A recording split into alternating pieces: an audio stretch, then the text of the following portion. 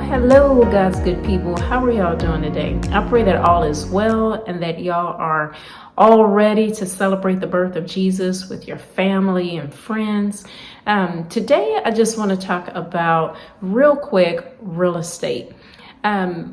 In real estate, there are different offers that come across the table. So if you're a seller selling your home, this is something that would be good for you to be aware of to decide if it's something that you'd be interested in doing or not. There is, and for me, I would give it more as a warning for my sellers that I would represent. So you take it however you'd like to.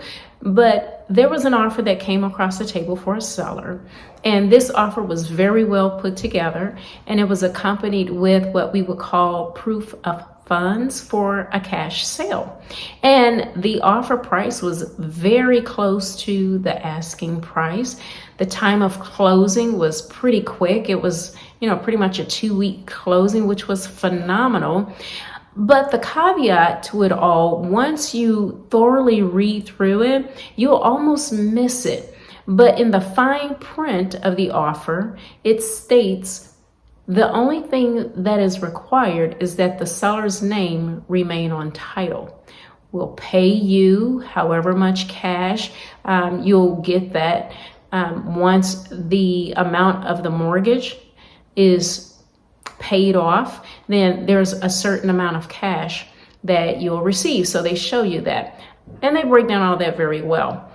But again, in the fine print, when you read it in the offer letter, then it states the seller's name must remain on the title. And what they do is they will pay the mortgage for you. Sounds great. They'll pay your mortgage. So you are the seller, you have a mortgage, and then this buyer is a third party, and they make the payments for the other person who gets into the property. I know right now, probably some of y'all, as I explained it, are like, I'm already through with all that, but the way that it's presented seems very good, and it seems really sharp and all that. So make sure you get a sharp realtor to help you navigate the offers as they come in. The other thing to this offer is that when you read the fine print, it states you as the seller with your name remaining on title will take a second lien position, and they would take the first lien position. That means, let's say that the buyer does not make the payments, or they, the third party, whomever you're trusting to make the payments for you on the mortgage, let's say they fail to continue making payments for you.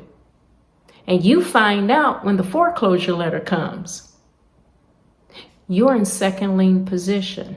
So what does that mean? That means you should get an attorney. That means that you should hire another realtor. That means you should not have even taken that offer to begin with, because now you're in a situation where if the buyer has defaulted, the bank is going to make sure that they get their money, all of it, if the buyer has defaulted. And whoever name is on the lien, that's who is responsible for making the payment. If they're the first person in the first position on the lien, if it gets taken to court, guess who's going to get their money first? The person in the first lien position. That's not you anymore, seller, because you took a second lien position. So you'll get whatever is left over after all the court costs and fees and all that. So now your name is messed up. You've put yourself in a second lien position on the home, and you're out of money, and you have to wait years to get that fixed. So just be aware of these type of deals that seem so good and seem so great. We all know the saying, if it sounds too good to be true, then it probably is something that you should avoid, right? So stay prayerful over everything that you do. Trust God.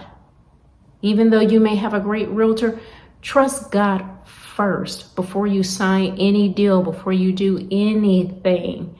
and let him guide you. And if you don't have a peace about it, don't step into it, even if they're throwing so much money at you. Okay, y'all be blessed. I hope this has helped you.